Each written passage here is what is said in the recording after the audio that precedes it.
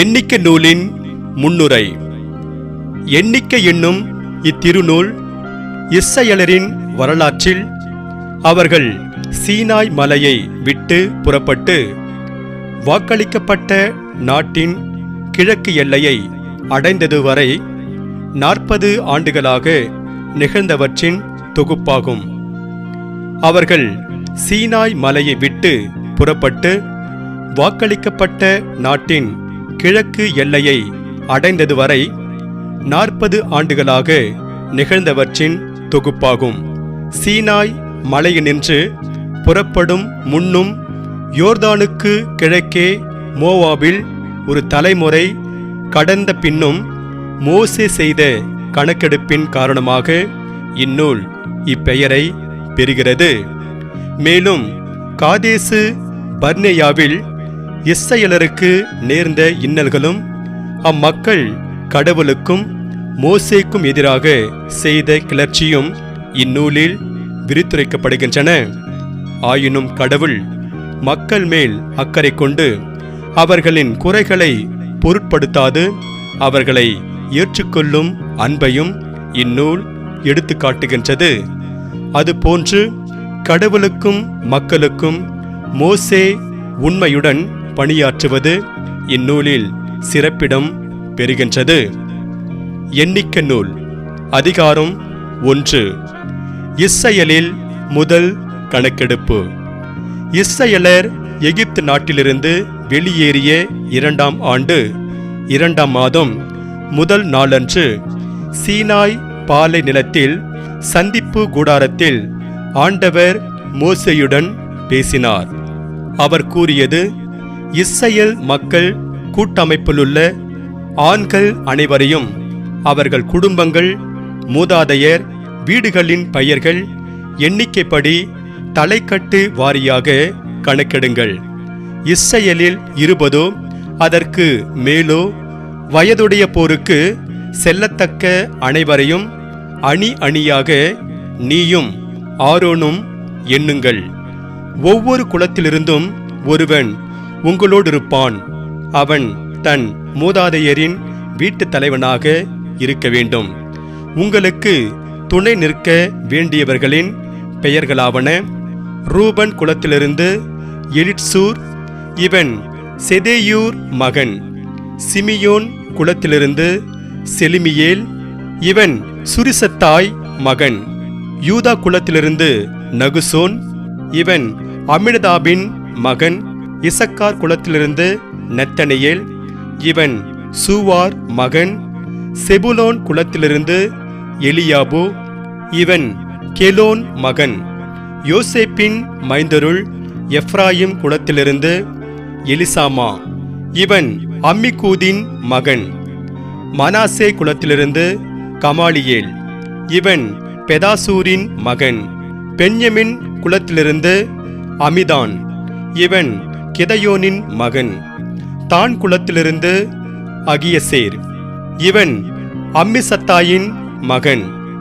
ஆசேர் குலத்திலிருந்து பகியேல், இவன் ஒக்ரானின் மகன்.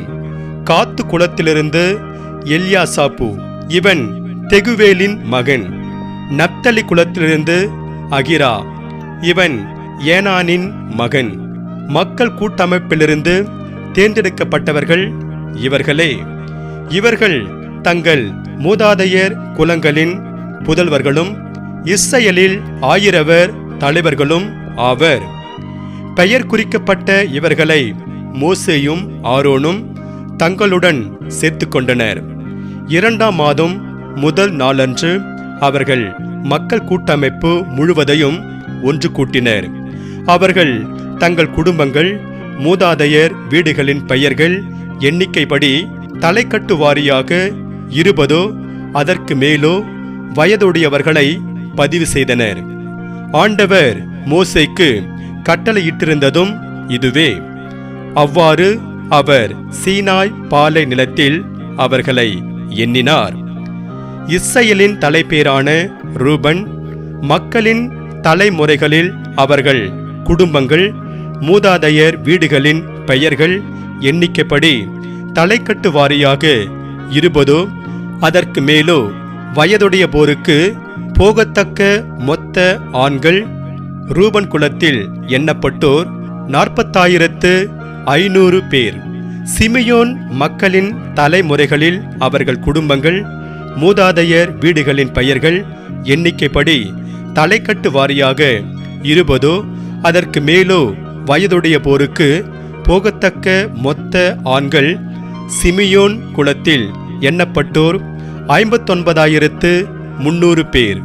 காதது மக்களின் தலைமுறைகளில் அவர்கள் குடும்பங்கள் மூதாதையர் வீடுகளின் பெயர்கள் எண்ணிக்கைப்படி 20 வயதுக்கும் அதற்கு மேலும் போருக்கு போகத்தக்கவர்கள் மொத்தம் காத்து குலத்தில் எண்ணப்பட்டோர் 40,650 பேர். யூதா மக்களின் தலைமுறைகளில் அவர்கள் குடும்பங்கள் மூதாதையர் வீடுகளின் பெயர்கள் எண்ணிக்கைப்படி 20 வயதுக்கும் அதற்கு மேலும் போருக்கு போகத்தக்கவர்கள் மொத்தம் யூதா குலத்தில் எண்ணப்பட்டோர் 74,600 பேர். இசக்கார் மக்களின் தலைமுறைகளில் அவர்கள் குடும்பங்கள் மூதாதையர் வீடுகளின் பெயர்கள் எண்ணிக்கைப்படி 20 வயதுக்கும் அதற்கு மேலும் போருக்கு போகத்தக்கவர்கள் மொத்தம் இசக்கார் குலத்தில் எண்ணப்பட்டோர் 54,400 பேர். செபலோன் மக்களின் தலைமுறைகளில் அவர்கள் குடும்பங்கள் மூதாதையர் வீடுகளின் பெயர்கள் எண்ணிக்கைப்படி 20 வயதுக்கும் அதற்கு மேலும் போருக்கு போகத்தக்கவர்கள் மொத்தம் செபுலோன் குலத்தில் எண்ணப்பட்டோர் 57,400 பேர். யோசேப்பின் மைந்தருள் எப்ராயிம் மக்களின் தலைமுறைகளில் அவர்கள் குடும்பங்கள் மூதாதையர் வீடுகளின் பெயர்கள் எண்ணிக்கைப்படி 20 வயதுக்கும் அதற்கு மேலும் போருக்கு போகத்தக்கவர்கள் மொத்தம் எப்ராயிம் குலத்தில் எண்ணப்பட்டோர் 40,500 பேர்.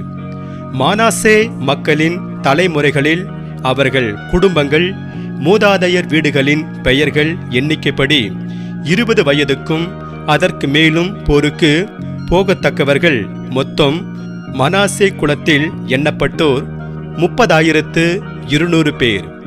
பென்யமின் மக்களின் தலைமுறைகளில் அவர்கள் குடும்பங்கள் மூதாதையர் வீடுகளின் பெயர்கள் எண்ணிக்கைப்படி 20 வயதுக்கும் அதற்கு மேலும் போருக்கு போகத்தக்கவர்கள் மொத்தம் பென்யமின் குலத்தில் எண்ணப்பட்டோர் 35,400 பேர்.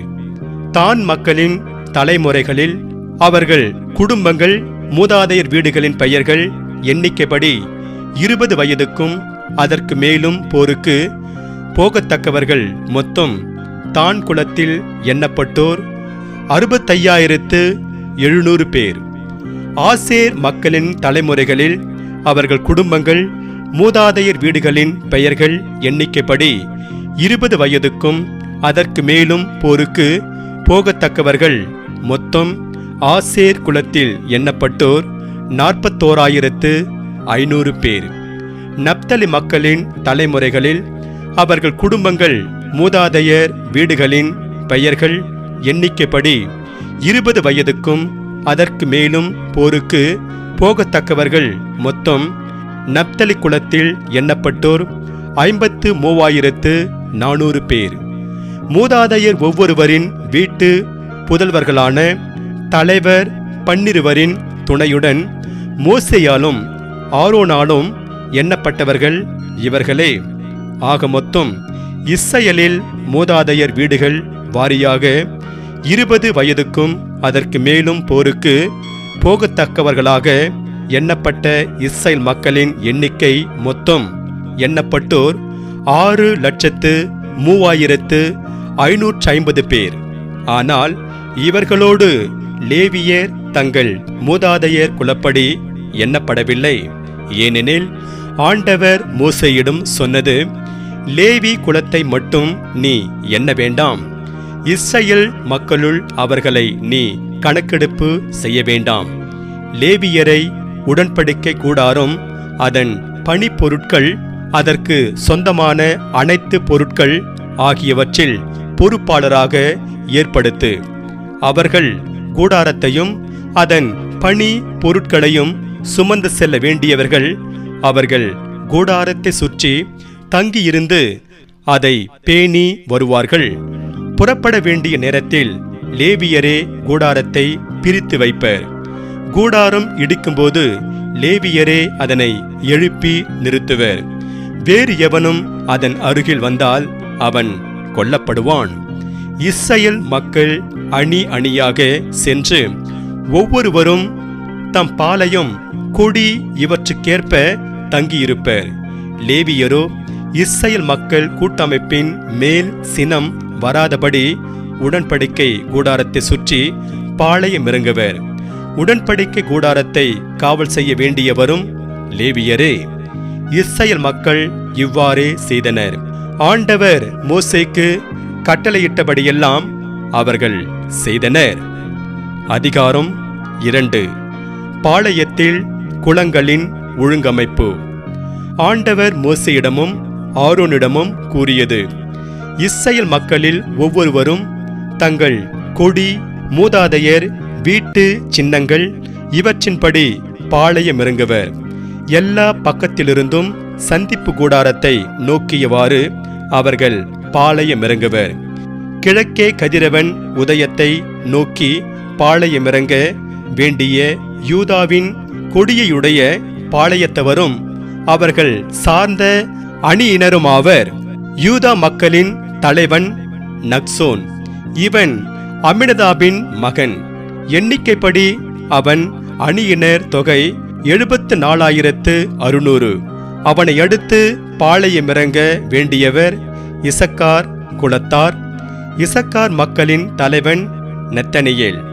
இவன் சூவாரின் மகன். எண்ணிக்கைப்படி அவன் அணியினர் தொகை 54,400. அடுத்து வருவது செபுலோன் குலம். செபுலோன் மக்களின் தலைவன் எலியாபு. இவன் கோலோனின் மகன். எண்ணிக்கைப்படி அவன் அணியினர் தொகை 57,400. இவ்வாறாக யூதா அணிகளில் எண்ணப்பட்டோரின் மொத்த தொகை 1,86,400. இவர்கள் முதலாவது அணிவகுத்து செல்வர். தெற்கு பாளையமிறங்க வேண்டியவர்கள் ரூபனின் கொடியுடைய பாளையத்தவரும் அவர்களை சார்ந்த அணியினுமானவர். ரூபன் மக்களின் தலைவன் எலிட்சூர். இவன் செதேயூரின் மகன். எண்ணிக்கைப்படி அவன் அணியினர் தொகை 46,500. இவனை அடுத்து பாளையமிறங்க வேண்டியவர் சிமியோன் குலத்தார். சிமியோன் மக்களின் தலைவன் செலுமியேல். இவன் சுரித்தத்தாயின் மகன். எண்ணிக்கைப்படி அவன் அணியினர் தொகை 59,300. அடுத்து வருவது காத்து குலம். காத்து மக்களின் தலைவன் எல்யாசாபு. இவன் இரகுவேலின் மகன். எண்ணிக்கைப்படி அவன் அணியினர் தொகை 45,650. இவ்வாறாக ரூபன் அணிகளில் எண்ணப்பட்டோரின் மொத்த தொகை 1,51,450. இவர்கள் இரண்டாவதாக அணிவகுத்து செல்வர். அதன் பின் சந்திப்பு கூடார லேவியர் அணியினரோடு ஏனைய அணியினர் நடுவே செல்லும். அவர்கள் பாளையமிறங்கும்போது செய்வது போல தம் தம் வரிசையில் தம் தம் கொடியேந்தி அணிவகுத்து செல்வர். மேற்கு பாளையமிறங்க வேண்டியவர் எப்ராயிம் கொடியுடைய பாளையத்தவரும் அவர்களை சார்ந்த அணியினருமாவர். எப்ராயிம் மக்களின் தலைவன் எலிசாமா. இவன் அம்மிக்கூதின் மகன். எண்ணிக்கைப்படி அவன் அணியினர் தொகை 40,500. அவனை அடுத்திருப்போர் மனாசே குலத்தார். மனாசே மக்களின் தலைவன் கமாலியேல். இவன் பெதாசூரின் மகன். எண்ணிக்கைப்படி அவன் அணியினர் தொகை 30,200. அடுத்து வருவது பென்யமின் குலம். பென்யமின் மக்களின் தலைவன் அபிதான். இவன் கிதையோனியின் மகன். எண்ணிக்கைப்படி அவன் அணியினர் தொகை 35,400. இவ்வாறாக எப்ராயிம் அணிகளில் எண்ணப்பட்டோரின் தொகை 1,08,100. அவர்கள் மூன்றாவதாக அணிவகுத்து செல்வர். வடக்கே பாளையமிறங்க வேண்டியவர் தான் கொடியை பாளையத்தவரும் அவர்களை சார்ந்த அணியினருமாவர். தான் மக்களின் தலைவன் அகியேசர். இவன் அம்மிசத்தாயின் மகன். எண்ணிக்கைப்படி அவன் அணியினர் தொகை 65,700. அவனை அடுத்து பாளையமிறங்க வேண்டியவர் ஆசேர் குலத்தார். ஆசேர் மக்களின் தலைவன் பகியேல். இவன் ஒக்ரானின் மகன். எண்ணிக்கைப்படி அவன் அணியினர் தொகை 41,500. அடுத்து வருவது நப்தலி குலம். நப்தலி மக்களின் தலைவன் அகிரா. இவன் ஏனானின் மகன். எண்ணிக்கைப்படி அவன் அணியினர் தொகை 53,400. இவ்வாறாக தான் அணிகளில் எண்ணப்பட்டோரின் தொகை 1,51,600. இவர்கள் அணிவகுப்பில் இறுதியாக செல்வர். தங்கள் மூதாதையர் வீடுகள் வாரியாக எண்ணப்பட்ட இஸ்ரவேல் மக்கள் இவர்களே. அனைத்து பாளையங்களிலும் தங்களை சார்ந்த அணியினரோடு எண்ணப்பட்டோரின் தொகை 6,03,550. ஆனால் ஆண்டவர் மோசேக்கு கட்டளையிட்டபடி லேவியர் இஸ்ரவேல் மக்களுள் எண்ணப்படவில்லை. ஆண்டவர் மோசேக்கு கட்டளையிட்டபடியெல்லாம் இஸ்ரவேல் மக்கள் செய்தனர். அவர்கள் ஒவ்வொருவரும் தங்கள் கொடிகளை சுற்றி பாளையமிறங்கி தங்கள் குடும்பங்கள் மூதாதையர் வீடுகளின்படி அணிவகுத்து